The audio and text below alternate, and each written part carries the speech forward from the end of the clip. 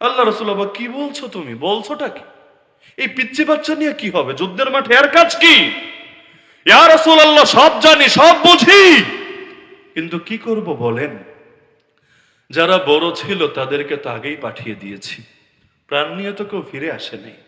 আমার ঘরে প্রাপ্তবয়স্ক আর কোনো পুরুষ বাকি নাই। আর আমি তো নারী, যেতে চাইলেও তো যুদ্ধের মাঠে যাওয়ার অনুমতি দিবেন না। কিন্তু দিল তো মানে না, মন তো সয় না। ইয়া রাসূলুল্লাহ, জিহাদের মাঠে যাবেন, আল্লাহর সঙ্গে ব্যবসা বাণিজ্য করবেন, আল্লাহর সঙ্গে সওদা করবেন।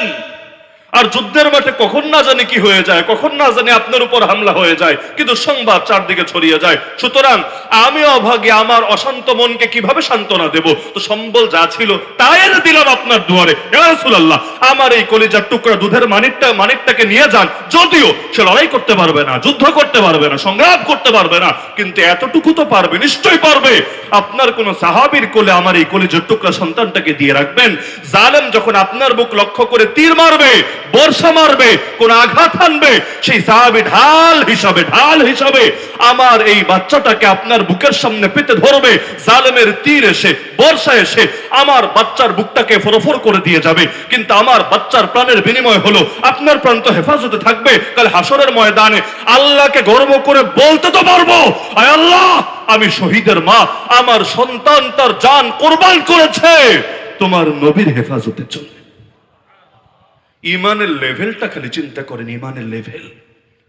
আরে আজকে যদি মুসলমানরা সন্তান রাখেন, প্রত্যেকে নিজের প্রাণের ব্যাপারে, জানের ব্যাপারে এটা ভাবতে শুরু করত, লাইফ তো একটা, চান্স তো একটা, আল্লাহর দেওয়া জান আল্লাহর পথে উৎসর্গ করে দিয়ে আল্লাহর কাছে বিক্রি করে দেয়। তা আমি বিশ্বাস করি যেই দুনিয়ায় 200 কোটি মুসলমান আছে, তারা যদি মৃত্যুর উপর, শাহাদাতের উপর, জিহাদের উপর, পৃথিবীর সমস্ত কুফরি পরশক্তির বিরুদ্ধে লড়াই আর সংগ্রামের উপর সকল ঐক্যবদ্ধ হতে পারত, আমাদের প্রথম কিবলা 70 বছরের বেশি কাফেরদের দখলে থাকতো না। পৃথিবীর পূর্ব থেকে পশ্চিম, উত্তর থেকে দক্ষিণ মুসলমানদের রক্তে রঞ্জিত হতো না। আমাদের বোন ডক্টর আফিয়া সিদ্দিকা থেকে শুরু করে অজস্র অগণিত মা বোনদেরকে কাফের মুশরিকদের জেলের ভেতরে, জিন্দানখানার ভেতরে বছরের পর বছর না, যুগের পর যুগ পরে থাকা লাগতো না। এমনকি একের পর এক মুসলমানদের দেশের উপর এই কাফেররা হামলা চালানোর সাহস করতো না।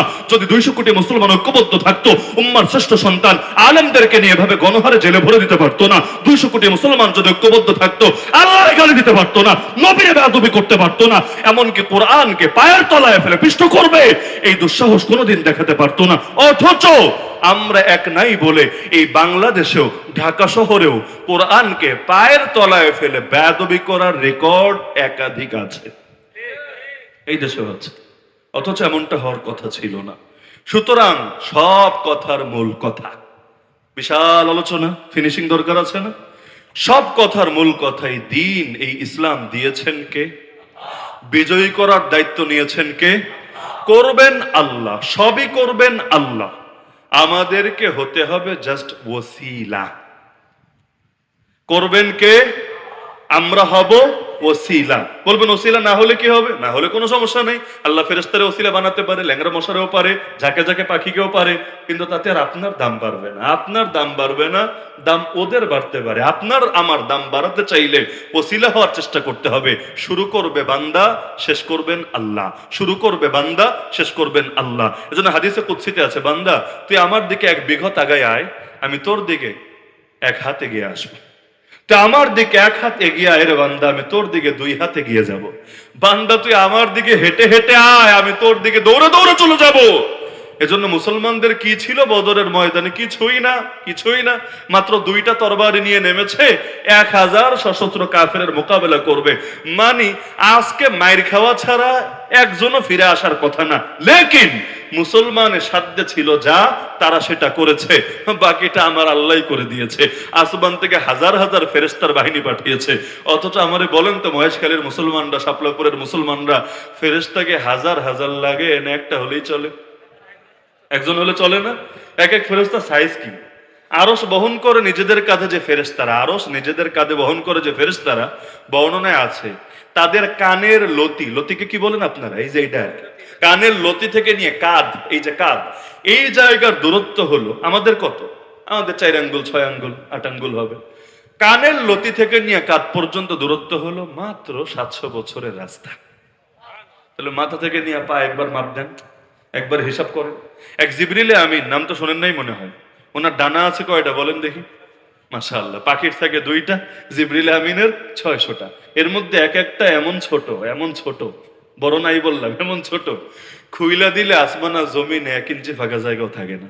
তাহলে 600 ডানা লাগে না, একটা ডানা হলেই চলে। এমন কি ওই যে লুত আলাইহিস সালামের নাম শোনেন নাই?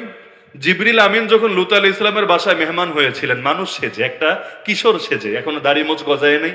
আর লুত আলাইহিস সালামের জাতির খাসলত তো আপনারা জানেন, মহিলাদের প্রতি ওদের কোনো আকর্ষণ ছিল না। ওরাই বাচ্চা পোলাপান আর পুরুষ মানুষের প্রতি ওদের আকর্ষণের কোনো কমতি ছিল না। ওরা খবর পায় গেল নবীর বাসায় সেই রকম একটা ছেলে এসেছে, আর যাই কই, একদম পুরো এলাকা খালি হয়ে সবাই দল বদল, জ্ঞান দিক বিদিক জ্ঞান শূন্য হয়ে নবীর বাসা ঘেরাও করেছে। নবীরা বলেছে মেহমানরে ভালোই ভালো আমাদের হাতে তুলে দাও, না হলে আমরা জোর করে কিন্তু আমাদের চাহিদা পূরণ করবো। ওয়ালাকাদ রাওয়াদুহু আন দাইফি, আর নবী তো পড়ে গেছে বিপদে। এদেরকে বললে, আরে তোদের ঘরে বউ নাই? বউ থাকলে আরেই তো আমি নবীর জন্য রুহানি সন্তান তুললো, সুতরাং তাদের সাথে চাহিদা পূরণ কর, আমার মেহমানদের ব্যাপারে আমাকে অপমান করতে কেন এসেছিস? তারা বলল, নবী তুমি জানো না আমাদের এই নারীদের প্রতি কোনো আকর্ষণ নাই, সুতরাং তাকে তুলে দিতেই হবে, না হলে আমরা জোরাজোরি করব।